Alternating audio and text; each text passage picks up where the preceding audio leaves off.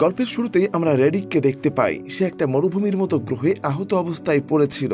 এমনকি তার একটা পা এত বেশি আহত ছিল যে সে ভালোভাবে হাঁটতে পারছিল না। আর সব গ্রহের মতো এই গ্রহেও কিছু হিংস্র প্রাণী ছিল যারা দেখতে কিছুটা হায়ানার মতো। আর এই প্রাণীগুলো রেডিককে দেখতে পেয়ে তার উপর আক্রমণ করে। রেডিক তাদের হাত থেকে বাঁচার জন্য সেখানে থাকা একটা জলাশয়ের মধ্যে ডুব দেয়। আর পানির মধ্যে সে অপেক্ষা করতে থাকে কখন এই প্রাণীগুলো এখান থেকে চলে যাবে। আর কিছুক্ষণ পর প্রাণীগুলো সেখান থেকে চলে যায়। তখন রেডিক উপরে উঠে আসে, কিন্তু আসলে তার পেছনে তখনও সেই প্রাণীগুলোর মধ্যে একটা প্রাণী অপেক্ষা করছিল। সে রেডিকের উপর ঝাঁপিয়ে পড়ে, কিন্তু রেডিক কোনোভাবে তার হাত থেকে নিজেকে বাঁচিয়ে একটা মেটালের টুকরা দূরে ছুঁড়ে মারে। আর এই প্রাণীগুলো যেহেতু কিছুটা কুকুরের মতো ছিল, তাই ওই হিংস্র প্রাণীটা তখন মেটালের টুকরা নিতে সেদিকে দৌড় দেয়। আর এই সুযোগে রেডিক সেখান থেকে একটা গুহার মধ্যে এসে লুকিয়ে পড়ে, কারণ এখানে সে একটু রেস্ট নিতে চায়। আর এরপর কি করবে সেই ব্যাপারে তাকে প্ল্যান করতে হবে।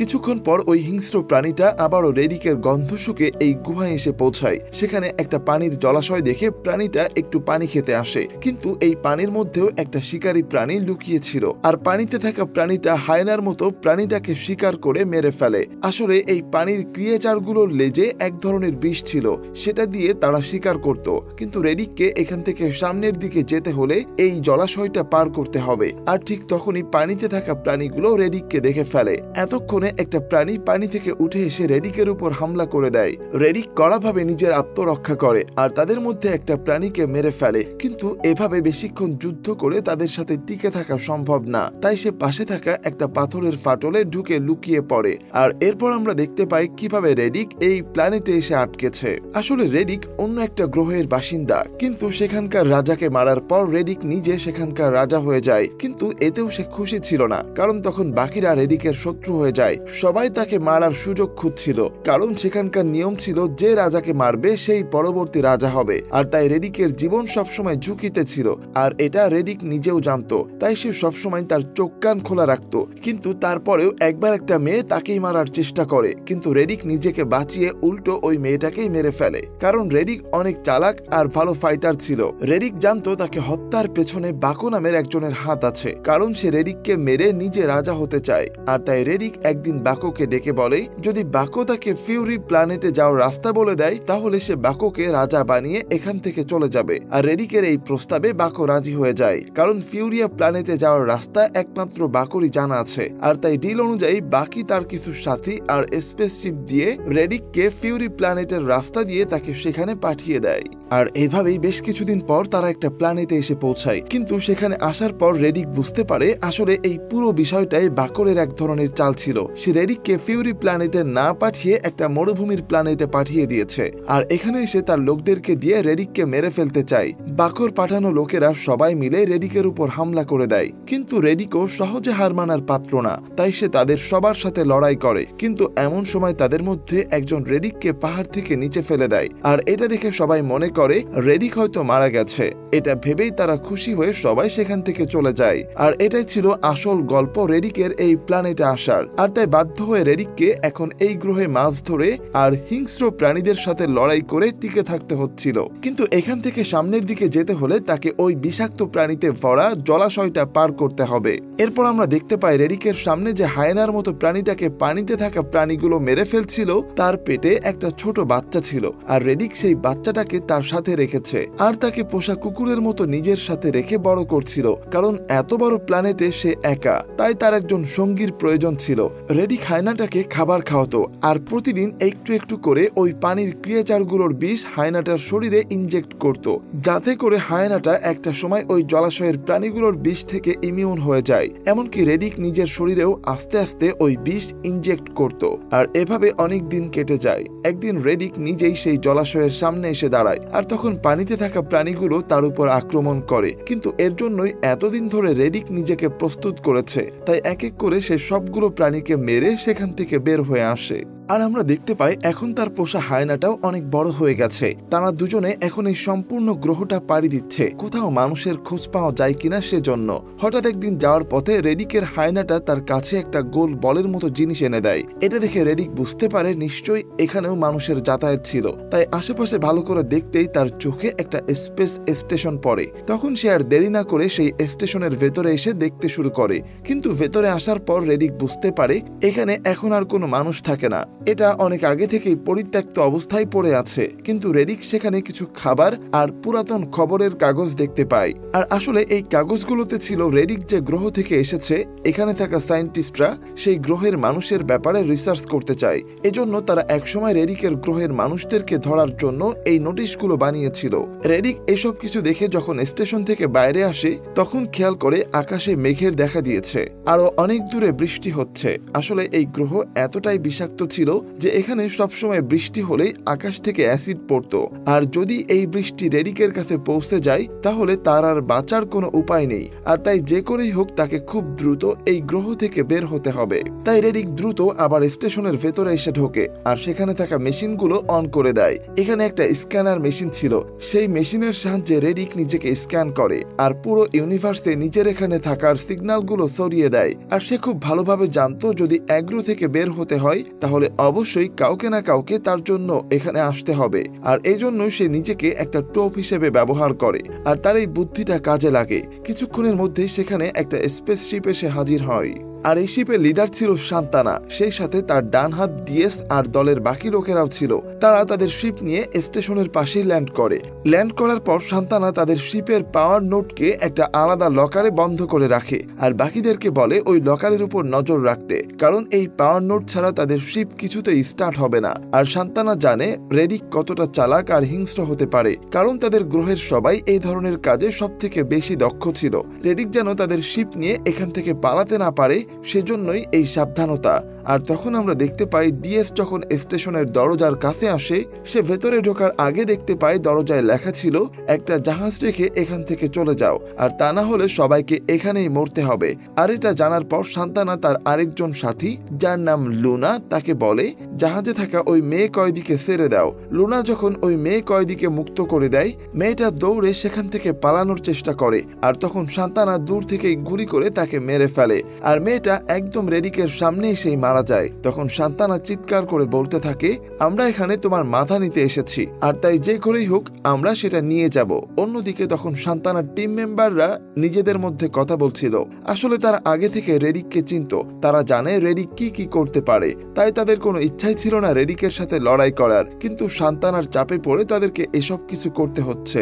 আর কিছুক্ষণ পরে সান্তানা আর তার দলের লোকেরা দেখে এই প্ল্যানেটে আরো একটা নতুন স্পেসশিপ ল্যান্ড করেছে। কিন্তু সান্তানা মোটেও চায় না এখানে অন্য কেউ আসুক। কিন্তু তারপরেও অন্য শিপের লোকেরা স্টেশনের সামনে চলে আসে। এই জাহাজের লিডারের নাম ছিল জন আর তার ডান হাতের নাম ডাল। এখানে আসার পর জন আর তার দলের লোকেরা সান্তানার সাথে দেখা করতে আসে। জন বলে আমরা এখানে তোমাদের কোনো কাজে ডিস্টার্ব করব না, কিন্তু আমরাও চাই রেডিক ধরা পড়ুক, এজন্য আমরা তোমাদেরকে সাহায্য করব। কিন্তু সান্তানা তার কথা বিশ্বাস করতে পারছিল না, তাই সে জনের স্পেসশিপের পাওয়ার নোটটাও নিজের লকারে আটকে রাখে। এরপর রাত হলে দেখা যায় হঠাৎ করে সান্তানার মোশন সেন্সরে কিছু একটা সমস্যা দেখা দিয়েছে। আসলে এটা ছিল রেডিক আর তার পোষা হায়নার কাজ। সান্তানা তার দুইজন সাথীকে পাঠায় কি হয়েছে চেক করার জন্য, কিন্তু জন ওয়াকিটকিতে তাকে বারবার নিষেধ করে, কারণ সে বলছিল এটা হয়তো রেডিকের কোনো ফাঁদ। সান্তানা তার কোনো কথাই শোনে না। আর কিছুক্ষণ পর একজনের চিৎকার শুনে দেখতে আসলে সান্তানা দেখে তার দলের একজন রেডিকের ফাঁদে আটকা পড়ে চিৎকার করছে। এমনকি কিছুক্ষণের মধ্যে তার সামনে সে মারাও যায়। আর অন্যজনকে রেডিক তখন অন্ধকারের ভেতর টেনে নিয়ে যাচ্ছে।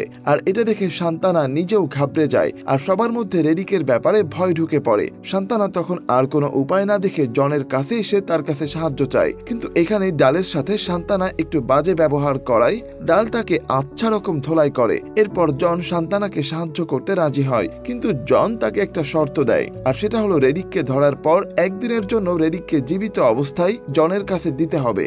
আর তারপর সান্তানা রেডিকের সাথে যা খুশি সেটাই করতে পারবে। জনের কথা শুনে বোঝা যাচ্ছিল রেডিককে ধরার পেছনে জনের নিশ্চয়ই অন্য কোনো উদ্দেশ্য ছিল। যাই হোক, এরপর জন আর তার লোকেরা অত্যাধুনিক সব ডিভাইস নিয়ে রেডিককে ধরার মিশনে নেমে পড়ে। সবার আগে তারা রেডিকের পোষা হায়নাটাকে শুট করে একটা ট্র্যাকিং ডিভাইস লাগিয়ে দেয়, যাতে করে তারা রেডিকের আসল লোকেশন জানতে পারে, কারণ তার পোষা হায়নাটা রেডিকের কাছেই যাবে। তাই জন আর তার লোকেরা হায়নাটার কিছু করতে শুরু করে, আর তার পেছনে আস্তে আস্তে তারা সবাই একটা গুহায় এসে পৌঁছায়। কিন্তু সেখানে আসার পর তারা দেখতে পায় ভিতরে সান্তানারই একজন আগে থেকেই বাধা ছিল। আর এটা দেখে জন বুঝতে পারে এই পুরো বিষয়টাই রেডিকের আরেকটা চাল। সে নিশ্চয়ই এই সুযোগে তাদের স্পেসশিপ নিয়ে পালানোর প্ল্যান করছে। আর আমরা দেখতে পাই সত্যি তখন রেডিক তাদের স্পেসশিপের উপরেই বসে আছে। কিন্তু যেহেতু শিপের ভেতরে পাওয়ার নোটটা ছিল না, তাই রেডিক শিপ নিয়ে সেখান থেকে যেতে পারছিল না। জন আর বাকিরা যখন স্টেশনে ফিরে আসে, তারা দেখতে পায় যে লকারে পাওয়ার নোট রাখা ছিল, সেটার উপর ফেয়ার ট্রেড লেখা আছে। এটা দেখে জন ভাবে হয়তো রেডিক এখানে এসেছে আর সে পাওয়ার নোট নিয়ে লকারের মধ্যে বোম রেখে গেছে। কিন্তু সান্তানা এটা মানতে রাজি ছিল না, কারণ এই পুরো সময়টায় লকারের চাবি তার গলাতেই ছিল। আর তাই জন তখন লকার খুলে চেক করতে বলে। সান্তানা অনেক ভয়ে ভয়ে লকারটা খুলে চেক করতে লাগে, কিন্তু দেখা যায় সেই পাওয়ার নোট আসলে লকারের ভেতরেই ছিল। কিন্তু এবার তারা ভুল করে লকারটা খোলা রেখে একটু দূরে সরে যায়, আর এই সুযোগে রেডিক সেখানে এসে পাওয়ার নোটগুলো চুরি করে দূরে নিয়ে গিয়ে মাটির নিচে পুঁতে রাখে। আর যখন এই বিষয়টা জন জানতে পারে যে রেডিক তাদের পাওয়ার নোট চুরি করেছে, সে অনেক বেশি রেগে যায়। আর তখনই সেখানে আবারও আকাশে মেঘ দেখা যায়, অর্থাৎ এখানে অ্যাসিড বৃষ্টি হতে চলেছে। আর এটা গ্রহে থাকা সবার জন্যই অনেক বেশি বিপজ্জনক। তখন অকিটকির মাধ্যমে রেডিক জনদের সাথে যোগাযোগ করে, কিন্তু জন রেডিকের সাথে অনেক রেগে রেগে কথা বলছিল। কিন্তু তখন রেডিক তার সব অস্ত্র ফেলে দিয়ে খালি হাতে তাদের সামনে আসে কথা বলার জন্য। আর জনের সামনে আসার পর জন রেডিককে জিজ্ঞেস করে, 10 বছর আগে উইলিয়াম নামের যে ছেলেটা তোমার সাথে ডার্ক প্ল্যানেটে গিয়েছিল, সে কি বেঁচে আছে? জন আসলে এটা জানতে চাচ্ছিল, কারণ উইলিয়াম তারই ছেলে ছিল। কিন্তু রেডিক তার প্রশ্নের উত্তর না দিয়ে বলে, আমাকে একটা স্পেসশিপ দাও আর আমি তোমাদেরকে বাকি পাওয়ার নোটগুলো দিয়ে দেব। আর এটার জন্য তোমাদের কাছে শুধুমাত্র বৃষ্টি হওয়ার আগ পর্যন্ত সময় আছে। এটা বলে রেডিক সেখান থেকে চলে যায়। কিন্তু রেডিককে চলে যেতে দেখে সান্তানা তাকে পেছন থেকে গুলি করার চেষ্টা করে। আর তখন জনের পোষা হায়নাটা সান্তানার উপর আক্রমণ করে, কিন্তু তখন দূর থেকে তাক করে থাকা ডাল রেডিকের উপর অজ্ঞান করা মেডিসিন শুট করে। আর তখন জন রেডিকের হায়নাটাকে মেরে তাকে বন্দি করে ফেলে। কিছুক্ষণ পর যখন রেডিকের জ্ঞান ফেরে, তখন সে দেখতে পায় তার সামনে জন বসে আছে।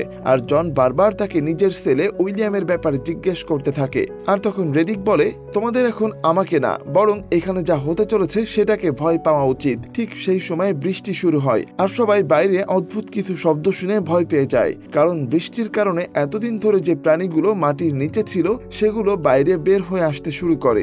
আর আসলে এই প্রাণীগুলো ছিল সেই গল্পের প্রথমে দেখা জলাশয়ের প্রাণীগুলো। তারা শুষ্ক মৌসুমে মাটির নিচে নিজেদেরকে লুকিয়ে রাখতো আর বৃষ্টির সময় উপরে এসে শিকার করে। প্রাণীগুলো দেখতে দেখতে জনের দুজন লোককে মেরে ফেলে। আর এগুলো দেখে জন বুঝতে পারে এখন তাদেরকে শুধুমাত্র রেডিকই বাঁচাতে পারবে, কারণ পাওয়ার নোটগুলো সেই লুকিয়েছিল। আর পাওয়ার নোট ছাড়া তারা কেউই এই গ্রহ থেকে বাইরে যেতে পারবে না। আর তাই জন তখন রেডিককে মুক্ত করতে শুরু করে, কিন্তু সান্তানা তখনও রেডিককে হত্যা করে তার মাথা নিয়ে যেতে চায়, কারণ এর বিনিময়ে সে অনেক টাকা পাবে। আর তাই সান্তানা জনের দিকে বন্দুক তাক করে তাকে রেডিককে মুক্ত করতে নিষেধ করে। কিন্তু জন ততক্ষণে রেডিকের এক পায়ের বাঁধন খুলে ফেলেছিল। আর তখন রেডিক সান্তানাকে তারই ছুরি দিয়ে মেরে ফেলে।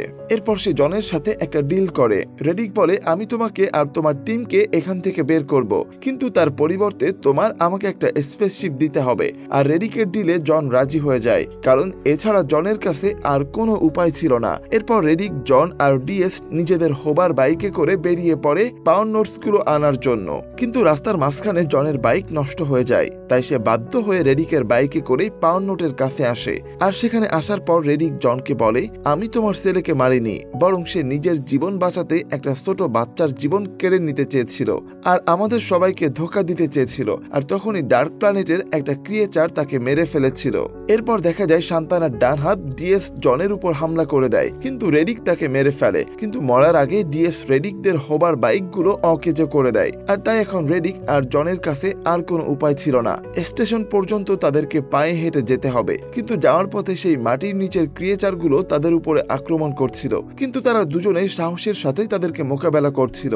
এমন সময় হঠাৎ করে একটা ক্রিয়েচার রেডিককে বাজেভাবে ঘায়েল করে দেয়। এটা দেখে জন তখন রেডিকের থেকে পাওয়ার নোটটা নিয়ে তাকে একা ফেলে সেখান থেকে সামনের দিকে এগিয়ে যায়। রেডিক বেশ কিছুক্ষণ মাটিতে পড়ে থাকে। এরপর সে নিজেকে একটা পেইন কিলার দিয়ে আবারও ক্রিয়েচারগুলোর সাথে লড়াই করতে শুরু করে, কিন্তু এই প্রাণীগুলো যেন শেষই হচ্ছে না। হঠাৎ করে একটা বিশাল ক্রিয়েচার এসে রেডিককে চেপে ধরে, আর তখন দেখা যায় উপরে একটা স্পেসশিপ এসে ক্রিয়েচারগুলোকে মারতে শুরু করেছে।